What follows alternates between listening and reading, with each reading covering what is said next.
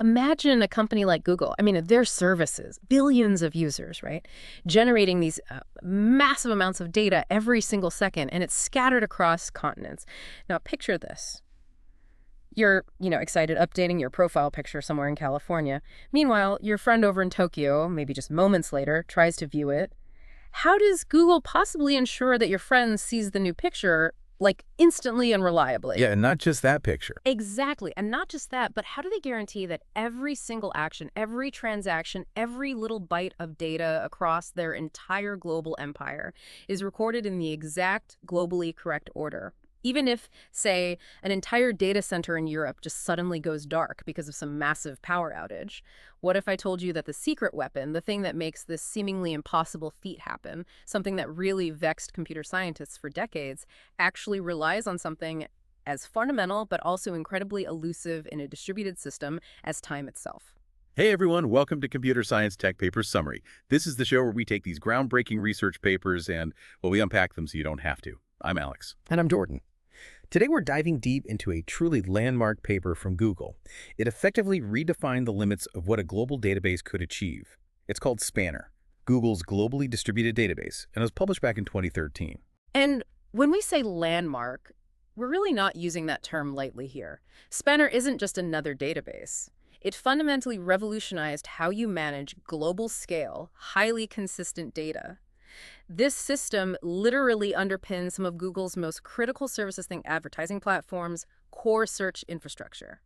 It set an entirely new bar for what distributed systems could promise. Right, the paper makes this bold claim, saying it was the first system to distribute data at global scale and support externally consistent distributed transactions. Think about the sheer audacity of that claim back then and the profound implications it has for how we interact with our, increasingly interconnected digital world every single day. It's a statement that really rings true even now, over a decade later. Absolutely. The fundamental problem Spanner set out to solve was, like you said, truly mind-boggling in its scale and complexity. Google wasn't just dealing with gigabytes or terabytes. They were facing the challenge of handling, get this, trillions of database rows. Trillions. Yeah. Spread across millions of machines in hundreds of data centers that span all over the world. And it wasn't just about storing this astronomical amount of data. The real challenge was making it useful, making it reliable, and making it consistently available at that unprecedented planetary scale. Yeah. This pursuit brought them head-to-head with what we often call the critical trio of distributed systems problems. These issues that have historically plagued engineers trying to build resilient, global-scale applications. And these aren't just like academic curiosities, right? They are real-world headaches that can bring down even the biggest services. Jordan, what's the first one in that trio? Okay, the first is latency. This is basically a fundamental law of physics problem. Data is physically far apart. If a user in London needs to fetch data that lives on a server in, say, Sydney, that's a significant network delay. You're talking potentially hundreds of milliseconds just for the signal to travel across the ocean and back. So how do you possibly engineer a system that makes operations feel local, almost instantaneous, regardless of the actual physical distance between the user and the data? This isn't just about speed. It's about making the global internet feel like one coherent, responsive experience for everyone. That's the classic problem of trying to defy the speed of light, isn't it? You can't actually make electrons move faster through the fiber. You have to work around it. So you work around it. Okay. And then what's the next big hurdle? Next up is consistency. And this one is arguably the most challenging aspect in a globally distributed environment. How do you guarantee that everyone, no matter where they are, no matter which server they happen to connect to, sees the exact same up-to-date data? Right. This goes beyond just eventually getting the same data. It raises this really profound question. What does up-to-date even mean when you've got clocks ticking independently across continents and network packets flying around at varying unpredictable speeds? If I update my payment information on Google Play, right, and a second later I try to buy an app, how do you make absolutely sure the system knows about that updated payment method globally without any ambiguity whatsoever? So if I upload that new photo, how do you make absolutely certain that my friend in Tokyo sees that exact new picture and not an old version, or even worse, like a partially updated, corrupted one? Yeah. That sounds like a total minefield of potential data integrity issues. It absolutely is. And the final piece of this challenging puzzle. The last but definitely not least is availability.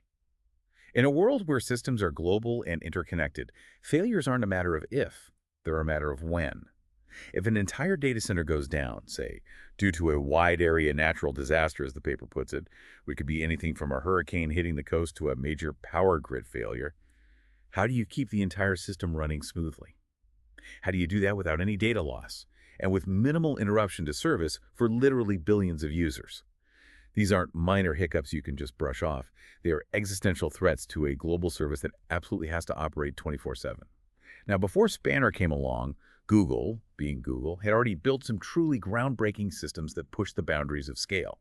Take Google's Bigtable, for instance. It was a massive success for raw scale and raw performance, designed to handle just immense volumes of structured data. It powered crucial services like Google search indexing. Right, Bigtable was huge. Huge. But for all its power, it had drawbacks. Yeah. For applications with complex, evolving schemas, think about how a database structure might need to change over time as an application evolves. Bigtable could be difficult to manage. And more critically for this problem of global consistency, it struggled. It offered only eventually consistent replication. Eventually consistent. That's one of those terms that sounds kind of good until you realize what it implies in practice, right? Like, eventually could be a while. Precisely. It means that if you wrote data to one replica, it would eventually propagate to others. But for a period which could be seconds or even minutes in some extreme network conditions, different users might see different versions of the data. You might update your profile picture, and your friend in Tokyo might still see the old one for a bit. Now, for something like a social media feed, maybe that's acceptable, a slight delay. Maybe, yeah. But for critical financial transactions or real-time inventory systems, that kind of inconsistency is simply not acceptable. It introduces this massive burden on application developers, forcing them to write really complex code just to compensate for the database's lack of strong guarantees.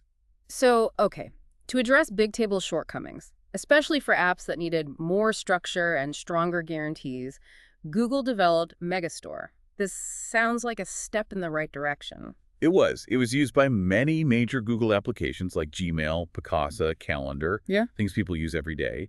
And it offered a semi-relational data model, which was generally much easier for developers to work with, definitely more approachable than Bigtable for many use cases. And crucially, it introduced synchronous replication. Synchronous. So changes get copied everywhere before you say, okay, done. Exactly. It was a significant improvement over eventual consistency. Changes were copied to all replicas before the system confirmed the operation as complete, which dramatically improved the consistency guarantees. Okay, but there's always a trade-off, isn't there? As often happens in system design, yes. Solving one problem can introduce another. While Megastore improved consistency, it came at a price. Relatively poor write throughput. Because every single write had to be synchronously replicated across multiple locations before being acknowledged, it bottlenecked performance for high-volume write operations. It effectively sacrificed speed for reliability, making it less suitable for applications that really needed both high throughput and strong consistency. And it wasn't just Google's own custom-built systems that were feeling the squeeze. Even traditional relational databases like MySQL, which power a huge number of applications everywhere, faced immense challenges when Google tried to use them at their hyperscale. Google's advertising backend, this massive revenue-critical system known internally as F1, was originally built on manually sharded MySQL instances. And the paper really highlights the extreme pain point here. They explicitly state, resharding this revenue-critical database as it grew was extremely costly. How costly are we talking? Well, the kicker is this. The last resharding took over 2 years of intense effort and involved coordination and testing across dozens of teams. 2 years just to reorganize the data. 2 years. Think about that for a moment. 2 years of highly skilled engineers across dozens of teams dedicated solely to reorganizing their core data just to accommodate growth. You can almost hear the collective groans from those engineering teams. That's just not sustainable for our rapidly expanding global business where data growth is basically continuous. Not at all. And to make matters worse, this manual sharding process also compromised transactional behavior and the ability to query across all data because the data was physically split up. You couldn't easily query it as a single unified data set anymore. It was a constant, painful battle against the limitations of their infrastructure. Wow. And this brings us to a major myth that was really prevalent in the distributed systems community at the time. Many experts, based on years of hard-won experience, claimed that general two-phase commit is too expensive to support because of the performance or availability problems that it brings. Okay, hang on. For those who might not be deep in distributed systems, what exactly is two-phase commit and why is it considered such a, well, a pariah? Right. So two-phase commit, or 2PC, is a distributed consensus protocol. Think of it like a meticulously choreographed dance between multiple participants, multiple servers, maybe in different data centers. Its goal is to ensure that a distributed transaction, one that touches data on several different machines, either fully commits across all participants or fully aborts across all participants. It's how you guarantee that all-or-nothing atomicity, even if parts of the system fail during the transaction. Okay, so if I'm doing something complex, like booking a flight, which involves updating my account, reserving a seat, and charging my card, potentially hitting different systems, 2PC makes sure all of that happens, or none of it does. Precisely. If you've got a single logical transaction touching data in New York, London, and Tokyo, 2PC is what ensures that atomicity. But the perceived wisdom, the myth, was that it introduced too much network latency because of all the coordination messages, and it created too many single points of failure at a global scale, making it impractical for high-performance, highly available systems. So people just avoided it. Largely, yes. This belief was so strong that application programmers routinely had to code around the lack of transactions, which, as you can imagine, made writing complex, correct, and reliable applications significantly harder. You had to manually handle potential inconsistencies. Spanner, in a very direct and frankly ambitious way, set out to challenge this very notion. They aimed to make distributed two-phase commit a practical reality globally, not just theoretically possible. Okay, so as Google's services continued their unstoppable march towards global ubiquity, the limitations of all these existing systems, big tables' eventual consistency, megastores' slow writes, the sheer operational nightmare of sharding MySQL, they just reached a critical, unsustainable point. There was this glaring, unmet need for truly strong global guarantees. They simply had to have a system that could somehow combine the raw scale and performance of Bigtable with the ironclad, strong transactional consistency of traditional relational databases, but crucially, across wide area networks. No more eventual consistency for sensitive stuff, and definitely no more multi-year resharding nightmares. They needed a quantum leap. This was, in essence, the holy grail of distributed consistency. The core desire was to achieve externally consistent reads and writes and globally consistent reads across the database at a timestamp. Okay, externally consistent. Let's break that down. What does that really mean in practice? It's a very precise term. It means that the order of operations observed by an external observer like you, a user, or another system interacting with Google matches the actual global order of commits within the database. Think of it like this. If you update your profile, let's call that transaction A, and then immediately send a text message about it, transaction B. External consistency guarantees that in Spanner's internal record, transaction A always has an earlier commit timestamp than transaction B. Regardless of which servers handled them or how far apart they were? Exactly. Regardless of network delays or server locations, it ensures a truly global, unambiguous ordering of events that actually reflects reality as observed from the outside. That concept of a globally consistent timestamp is really where the magic happens, isn't it? It allows you to freeze time across the entire database, no matter where the data lives, and ask, what was the state of everything everywhere at precisely this moment? Exactly. And the paper elaborates on what this enables. And it's truly transformative for data integrity. Think about auditing, for example.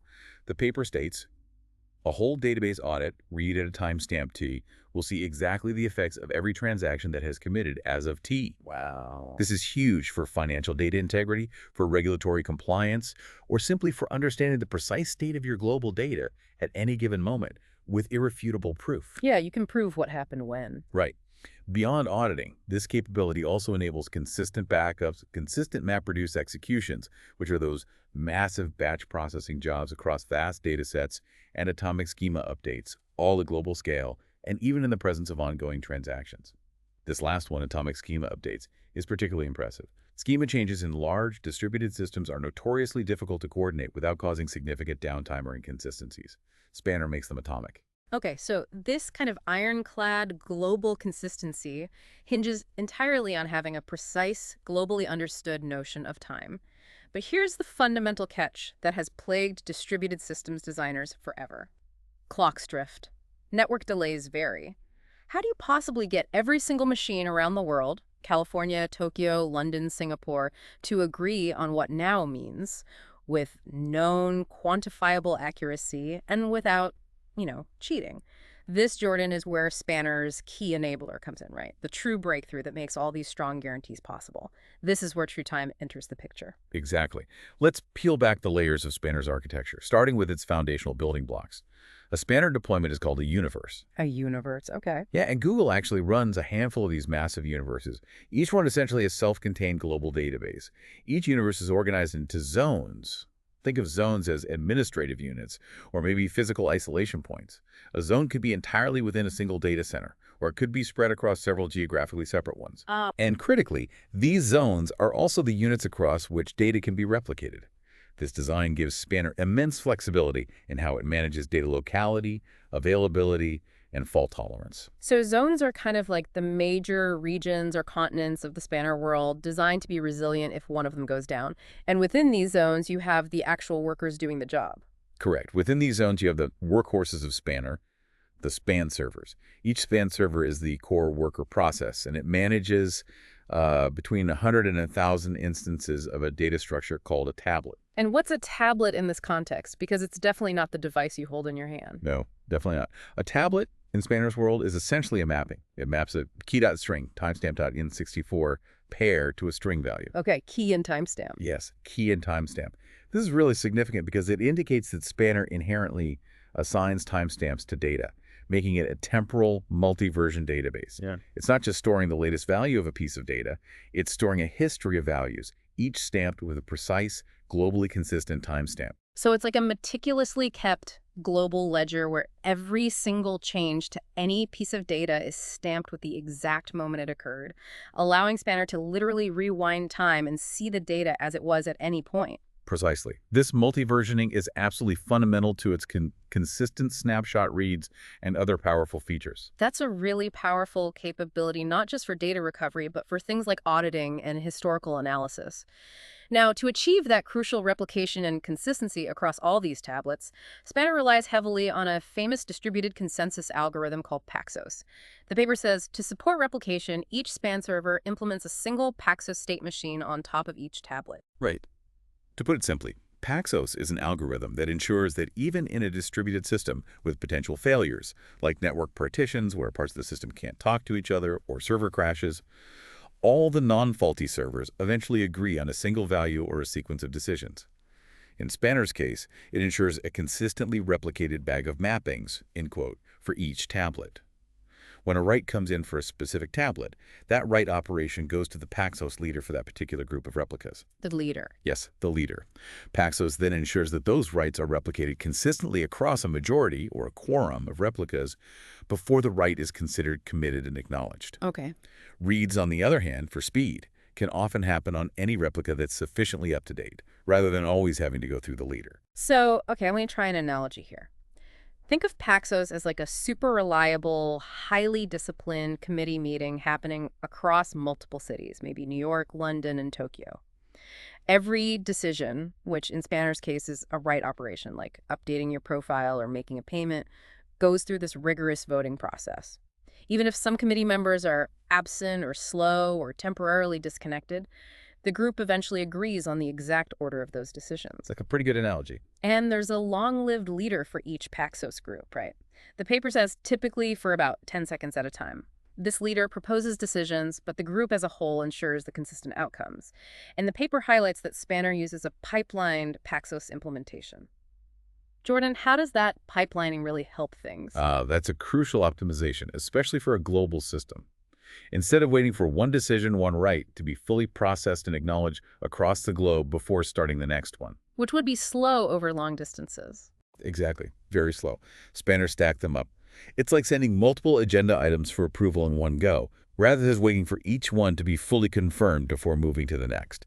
This significantly helps to amortize, or spread out, the cost of those wide-area network Boylan latencies. Mm-hmm. When you're dealing with multiple round trips across continents, every millisecond counts. Right. Pipelining allows Spanner to keep the network busy, minimize idle time, and process a stream of operations much more efficiently.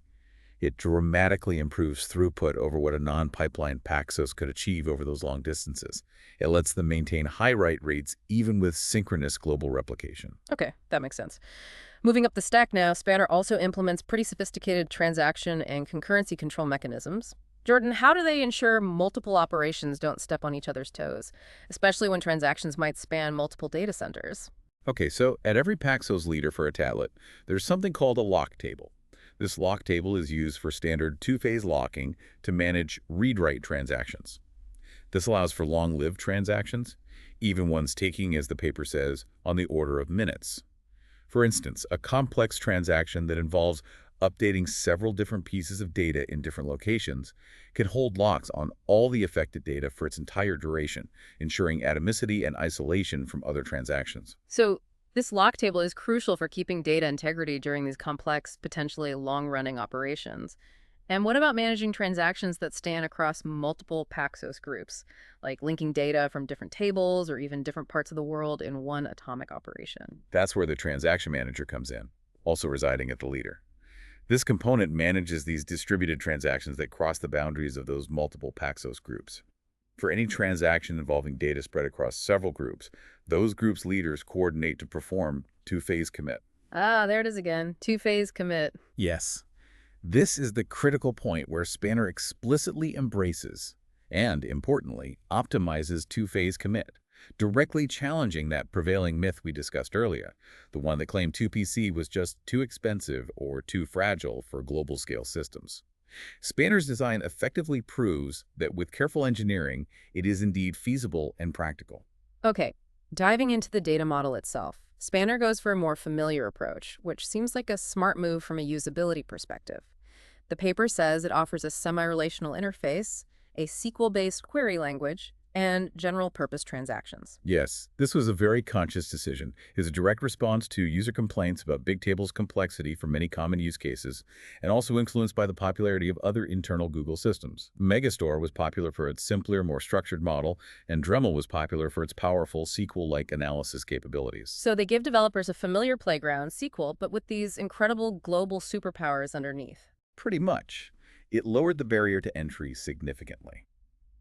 Now, to manage how data is actually stored, replicated, and retrieved efficiently across this vast distributed system, Spanner introduces a concept called directories. A directory is the unit of data placement, and it's essentially defined as a set of contiguous keys that share a common prefix. Think of it as a logical grouping of related data. Okay. All data within a single directory shares the same replication configuration. Yeah. That means it's replicated in the same set of zones, giving administrators really fine-grained control over where data lives and how resilient it needs to be. And this concept of directories leads to a really clever innovation for developers, which they call interleave in parent. The paper says applications declare the hierarchies in database schemas via the interleave in declarations. Jordan, can you give us a concrete example of how this helps? This is a really powerful feature for locality and performance. Let's use your earlier example. Imagine you have a users table and an albums table, where each user can have many photo albums. With a SQL declaration like create table albums, primary key, edit, interleave, and parent users on delete cascade, you're telling Spanner something important. You're telling it that all the albums and photos belonging to a specific user are logically grouped and, more importantly, should be physically stored together or interleaved with that user's record in the user's table. Ah, so it's like having a master folder for a user in the physical storage, and all their related subfolders, like their photo albums, maybe their settings or their contact list, are kept right there next to it within that same physical storage unit, the same tablet probably. Yeah. Exactly. This explicitly tells Spanner the most important locality relationships for performance.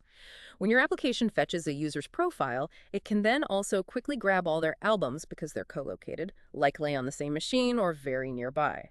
This minimizes the need for expensive cross-network or cross-server lookups.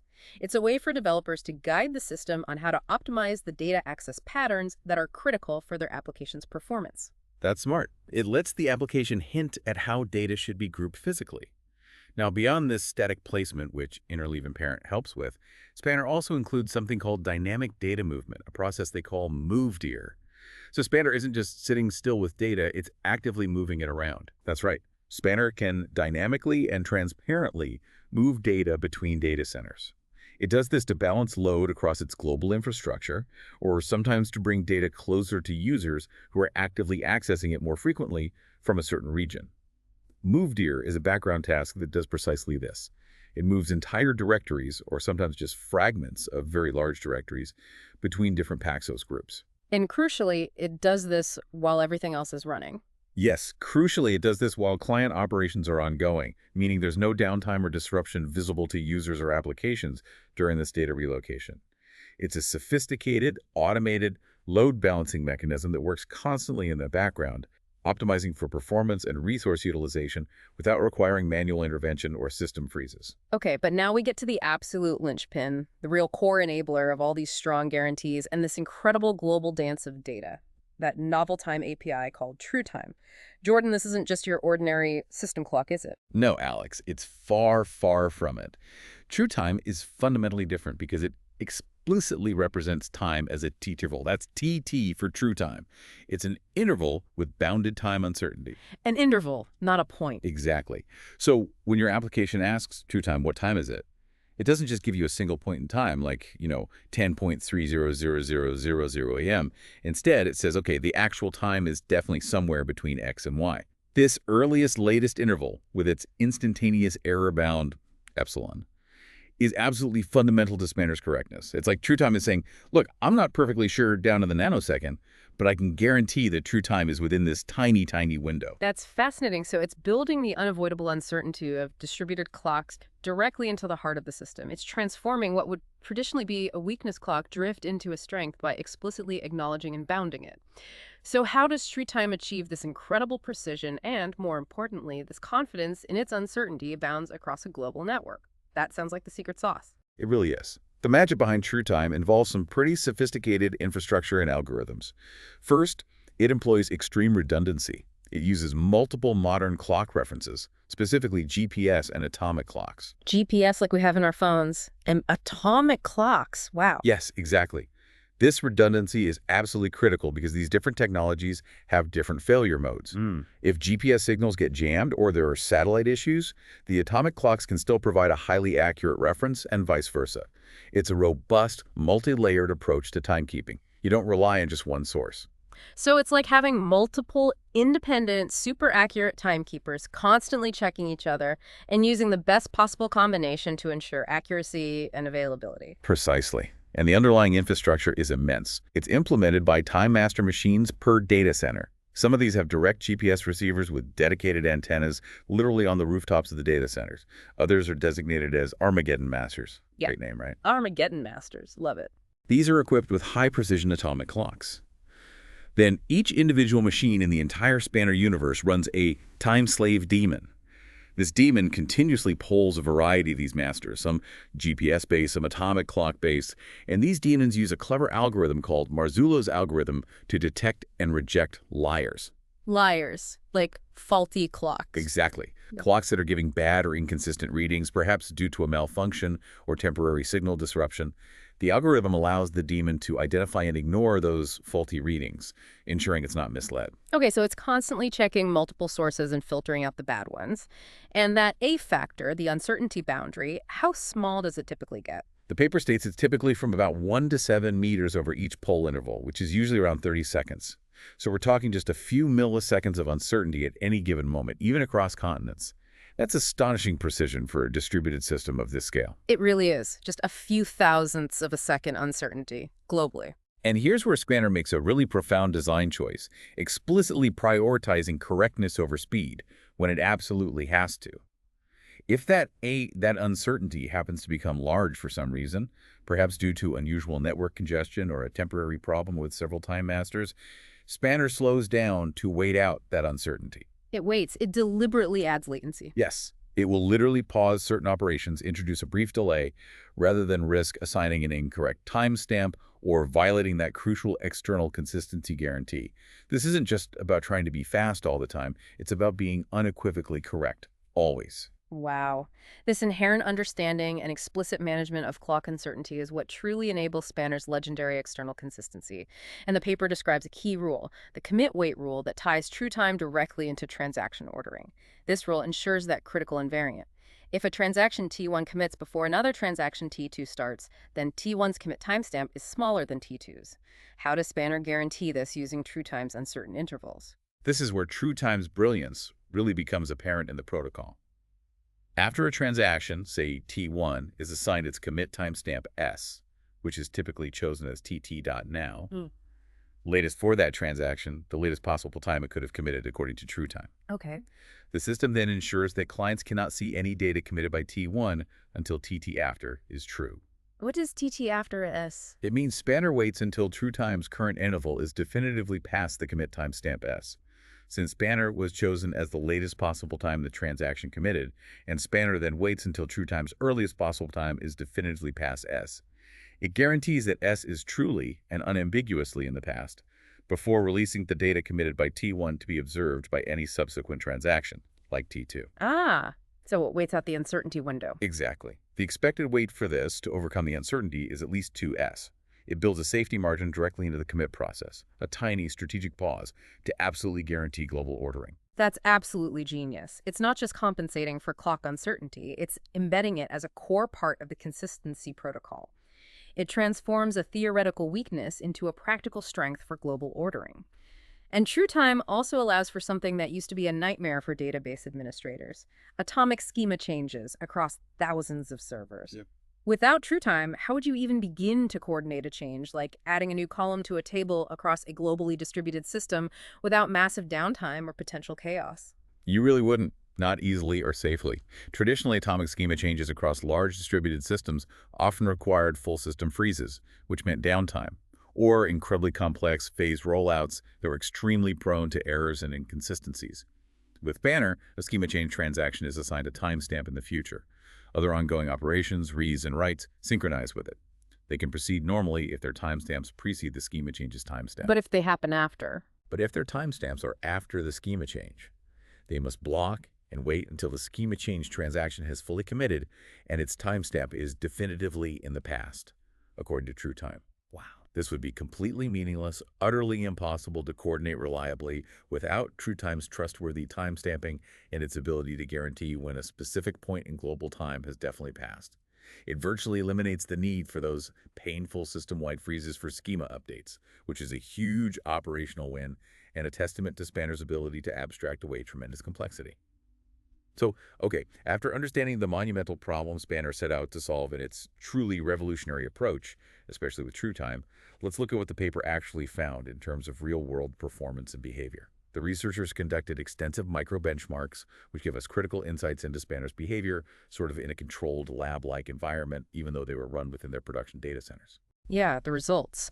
What were some of the key takeaways from these tests? Like, how much did that commit wait for TrueTime actually add in practice? Was it a big deal? Surprisingly small, actually.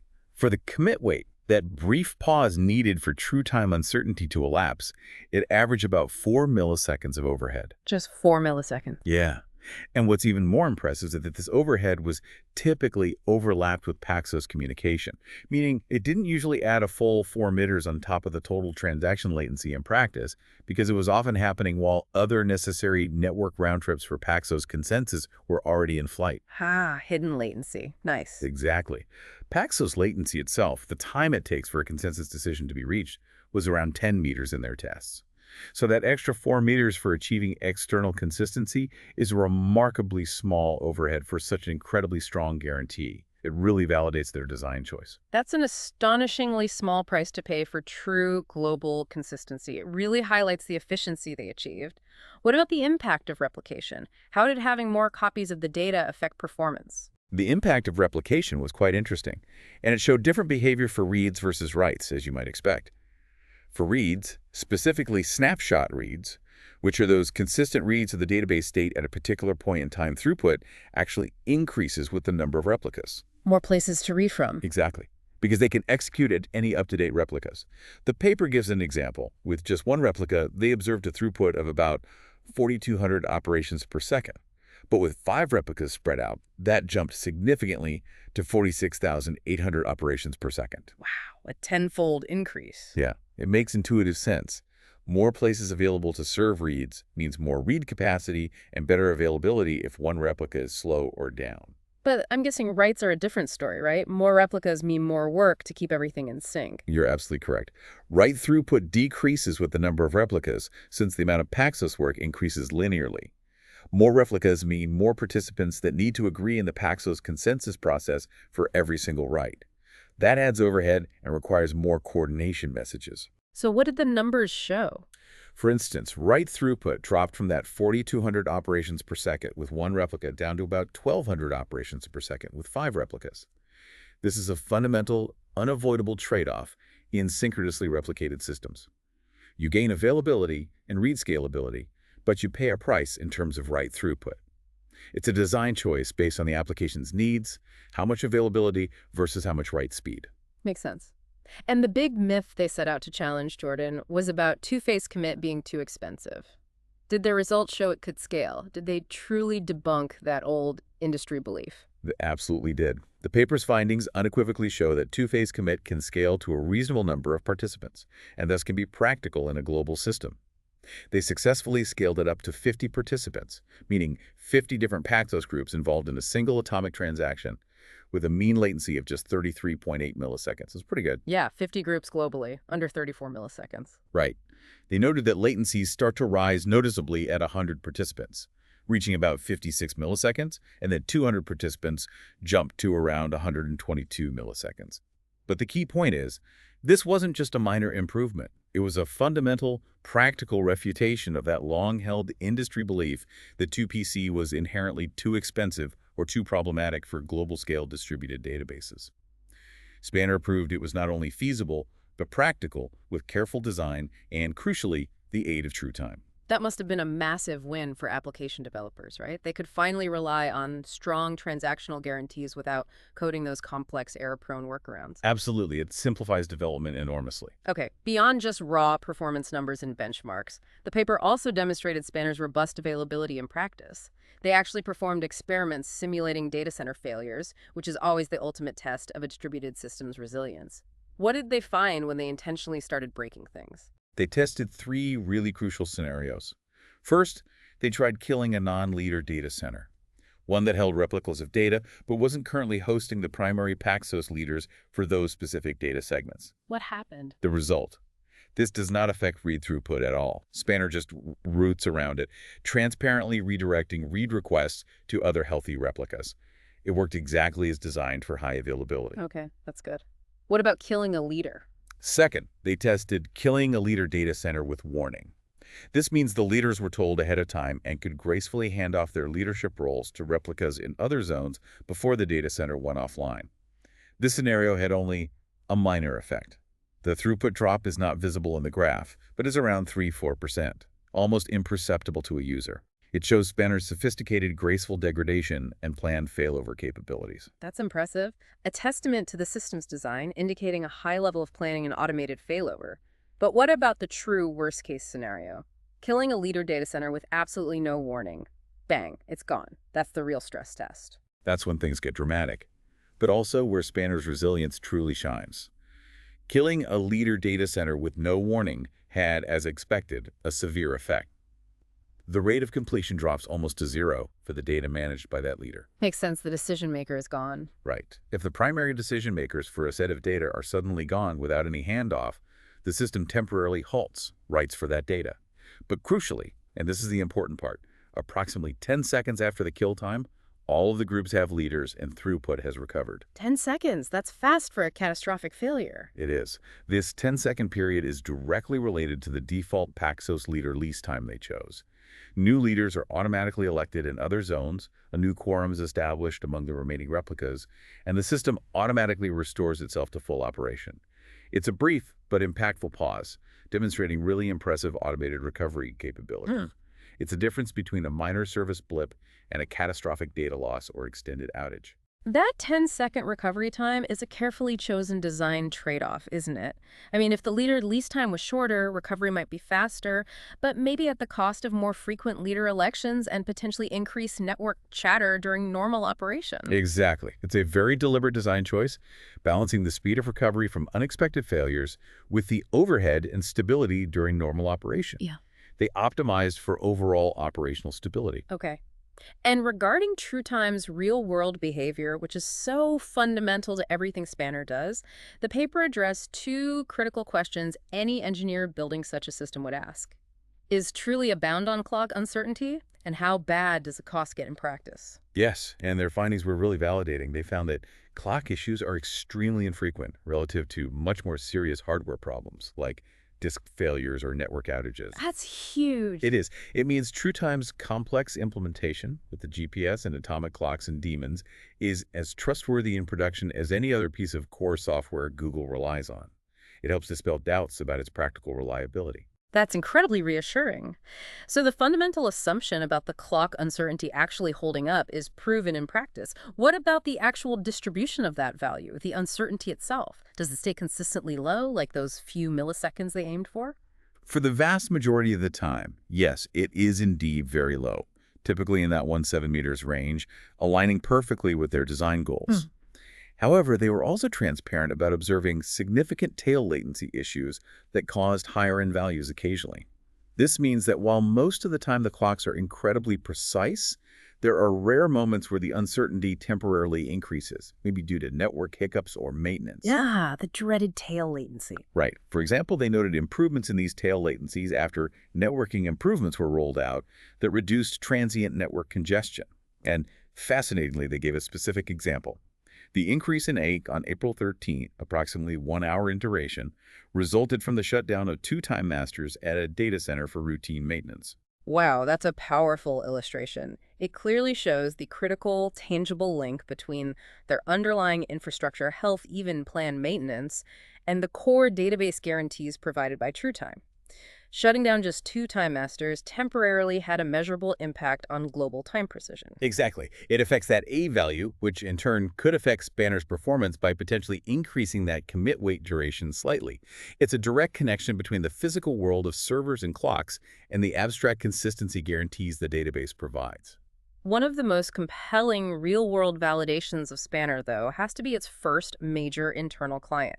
Google's advertising backend, that massive system known as F1. This was the system that previously relied on manually sharded MySQL and, as we discussed, faced those immense operational challenges, like the 2-year resharding project. Jordan, what was the transformation like for the F1 team once they adopted Spanner? The transformation for F1 was truly monumental. It effectively rescued them from what was becoming a spiraling operational nightmare. As we highlighted, F1's old MySQL database had required over 2 years of intense effort for just one manual resharding. That was completely unsustainable for such a critical, rapidly growing system. And with Spanner, that pain just went away. Pretty much, the paper states flatly that Spanner removes the need to manually reshard. That alone is a seismic shift, an absolute game changer for a system of that scale and criticality. Imagine regaining potentially years of engineering effort previously spent just on data reorganization. Incredible. What else did they gain? Beyond eliminating the sharding pain, F1 also gained synchronous replication and automatic failover.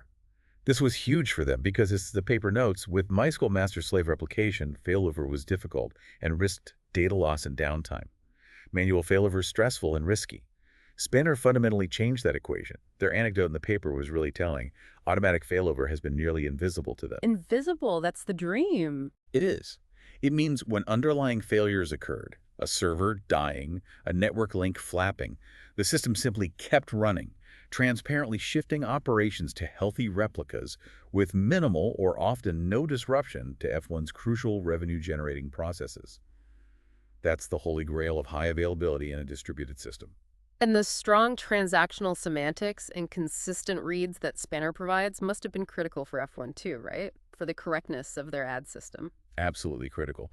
They leverage this to build consistent global indexes on top of Spanner. These indexes allow them to quickly query across their entire global dataset consistently. Doing that reliably would have been incredibly difficult, if not practically impossible, to achieve correctly with weaker consistency models like eventual consistency.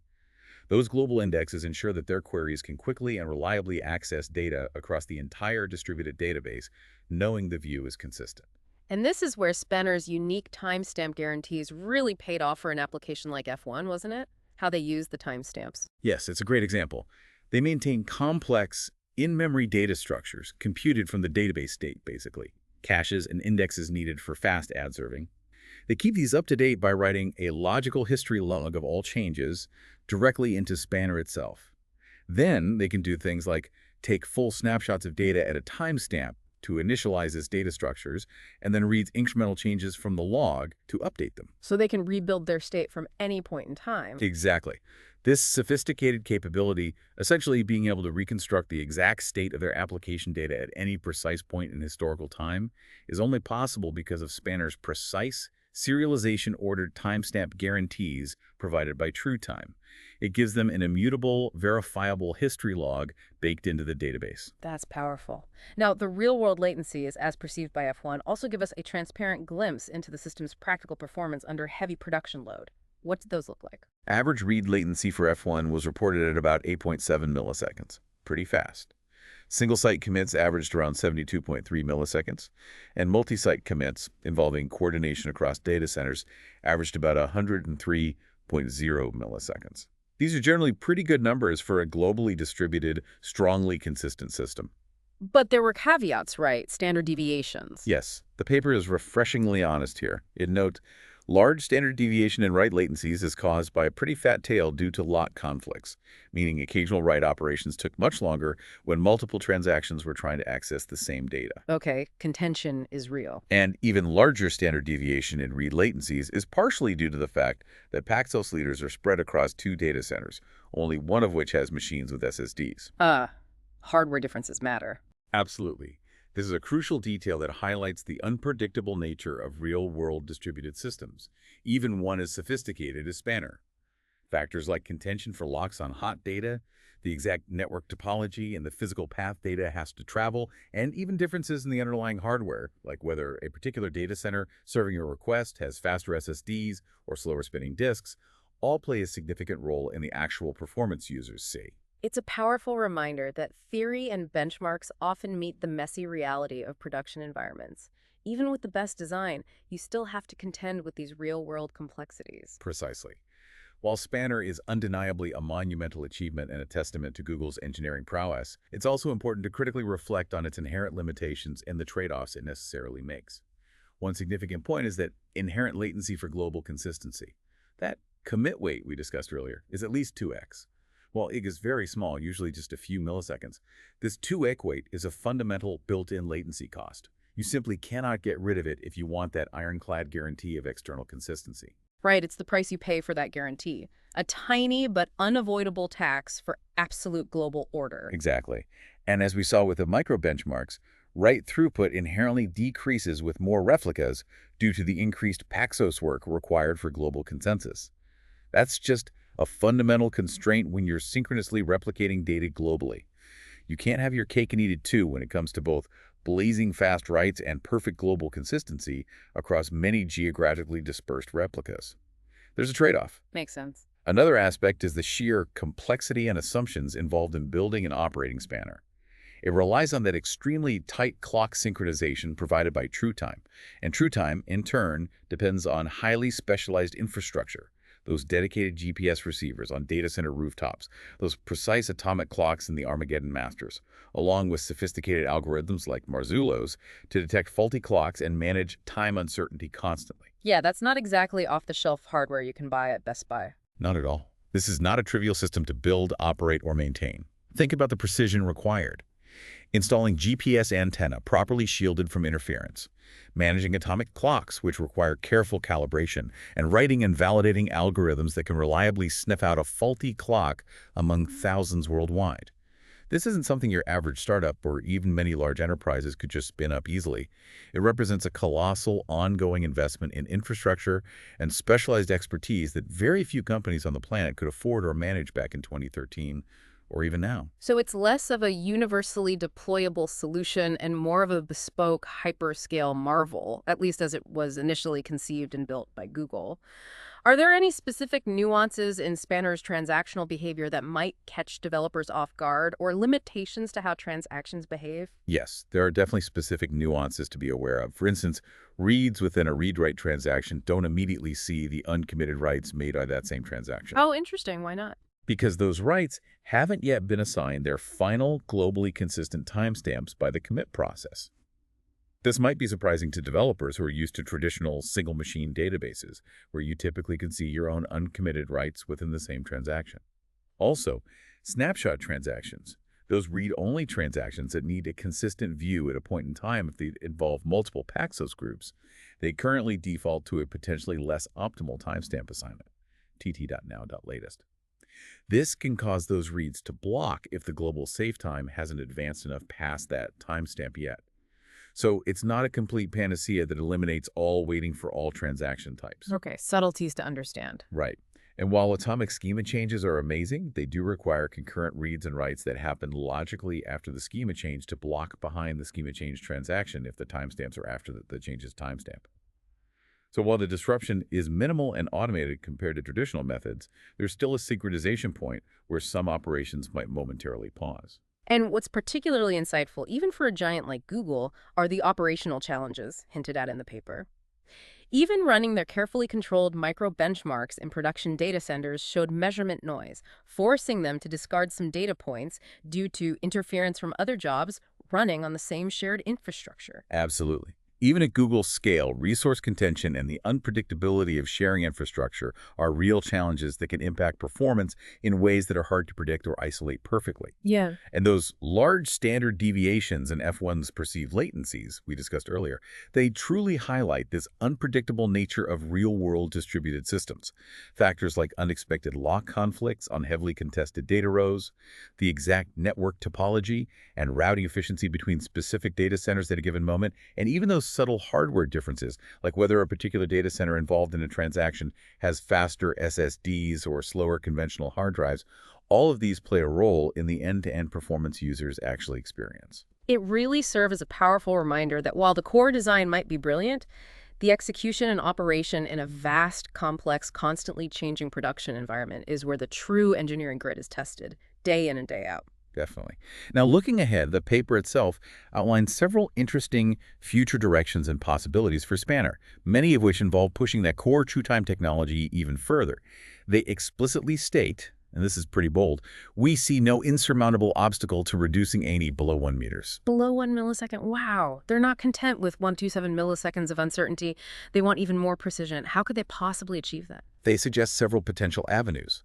Things like shorter time master query intervals, meaning the time slate daemons pull the time masters more frequently to get fresher time data.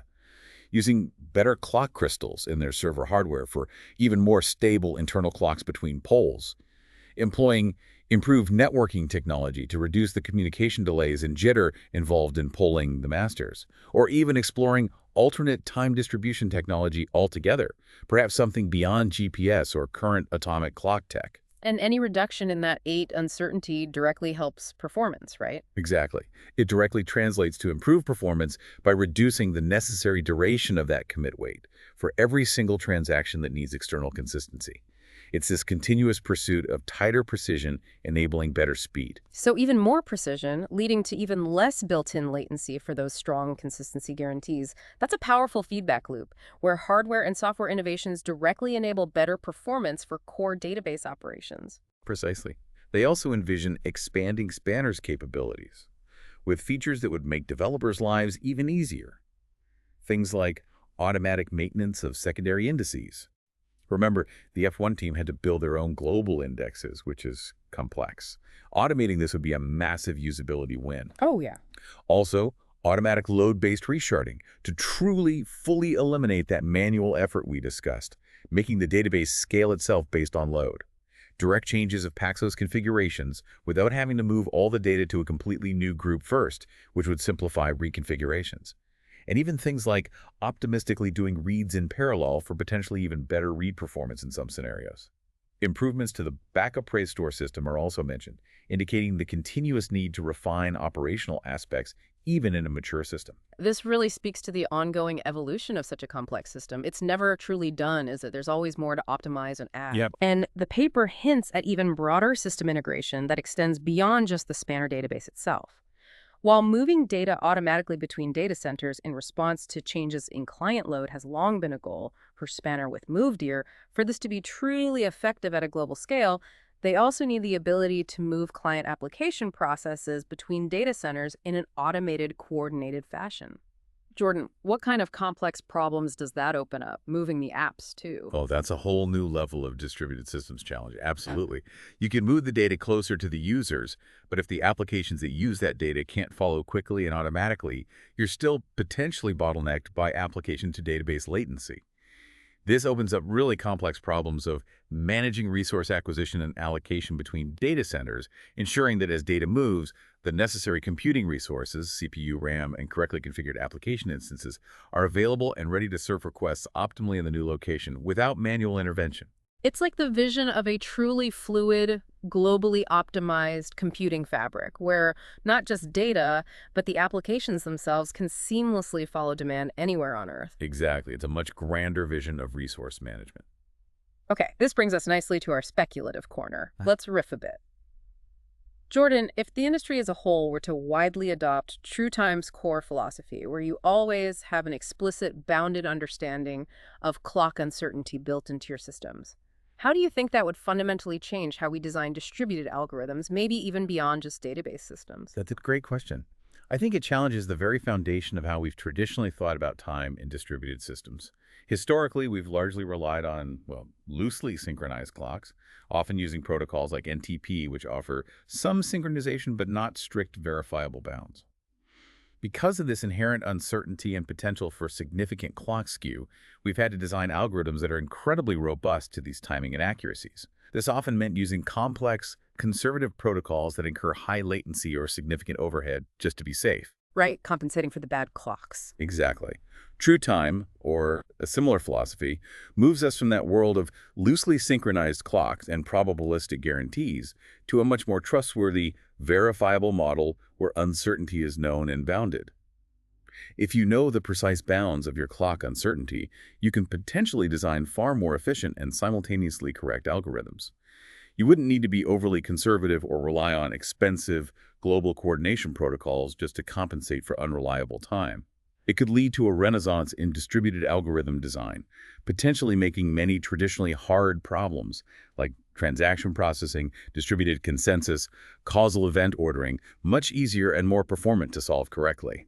It's about moving from probabilistic guarantees about time to more deterministic ones. That's fascinating. So could this kind of thinking eventually lead to a future where developers, maybe most developers, never even have to think about data location or consistency modes, where a global database truly feels like a single, always available, infinitely scalable computer, a true global supercomputer for data? Spanner is undeniably a monumental step towards that ideal. It has successfully abstracted away a tremendous amount of complexity that used to plague developers building global applications. Things like manual sharding, complex replication strategies, agonizing over cross-data center synchronization. Spanner handles much of that automatically. While perfect, utter transparency is always going to be a distant, perhaps unachievable goal, Spanner has shown that it's possible to build a system where the vast majority of developers can write their applications as if they're interacting with a single, highly consistent relational database, even when it's spread across the globe. It's an incredibly powerful abstraction layer. It removes entire classes of difficult distributed systems problems from the average developer's plate, letting them focus more on application logic and features. That's a huge productivity boost. And finally, thinking about those globally consistent, serialization-ordered timestamps. What new possibilities does that open up outside of pure tech? Thinking about auditing, compliance, maybe even legal frameworks in our truly global digital economy. Having that ability to pinpoint exactly when something happened, globally, with an ironclad, verifiable timestamp. The implications there are potentially profound and go far beyond just computer science. Having a definitive, universally agreed upon, and cryptographically verifiable timestamp for every single significant transaction or event across a global system offers an unprecedented level of accountability and verifiability. Think about financial transactions crossing borders, legal contracts executed digitally, logs for critical infrastructure systems, or even establishing things like intellectual property rights online. Being able to say, with certainty backed by physics and engineering, this event definitively happened before that event globally at this precise auditable moment could revolutionize those fields. Also, It simplifies auditing trails dramatically. It enables much more robust compliance with complex international regulations. It provides undeniable evidence in legal disputes. It effectively moves us from a world where distributed data often lived in a state of eventual truth or approximate truth regarding time to a realm where we can achieve unquestionable truth for the timing of distributed events. And that level of certainty is absolutely essential as our digital economy becomes increasingly global, interconnected, regulated, and critical to nearly every aspect of modern life. So to summarize, Spanner really stands out as a monumental achievement because it successfully managed to combine the massive scalability and fault tolerance you expect from modern distributed systems with the familiar, ironclad, strong transactional guarantees and rich relational features of traditional databases, something many thought couldn't be done effectively at global scale. And the linchpin of its success, the true core innovation that unlocked all of this, is unquestionably the TrueTime API. It didn't shy away from clock uncertainty. It embraced it, reified it, and incorporated it directly into the core system design. It's a powerful lesson. Stronger, more precise time semantics enable far more robust and far more capable distributed systems than we perhaps ever thought possible. So the next time you interact with a global service, whether you're sending an email that instantly appears across the world, checking a bank balance that needs to be perfectly accurate, or updating your social media profile for all your friends to see, take a moment to consider the invisible, incredibly precise dance of time happening behind the scenes. Spanner showed us that by confronting the inherent uncertainty of time head-on, by literally building that uncertainty into the system's core logic, you can construct systems capable of consistency and scale that were once thought practically impossible. It really makes you wonder, doesn't it? What other impossible problems could we solve if we dared to re-examine our most basic assumptions about the very foundations of computing, things we take for granted, like time itself? Thank you for joining us on this deep dive into Google Spanner. If you found this fascinating, please be sure to subscribe to Computer Science Tech Papers Summary wherever you get your audio, leave us a review if you can, and maybe share this deep dive with someone else who loves to unpack complex ideas. I'm Alex. And I'm Jordan. And we'll catch you on the next deep dive.